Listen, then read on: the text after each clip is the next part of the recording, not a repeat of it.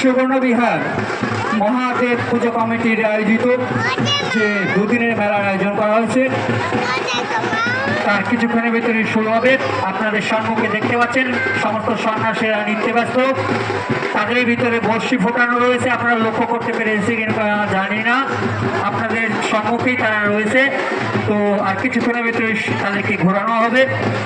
একাদ অঞ্চলের সমস্ত মেলাপ্রেমী ভক্তদের কাছে আমাদের অনুরোধ, আপনারা যত তাড়াতাড়ি সম্ভব আমাদের মেলা প্রাঙ্গণে আসুন এবং সেই দৃশ্য উপভোগ করুন।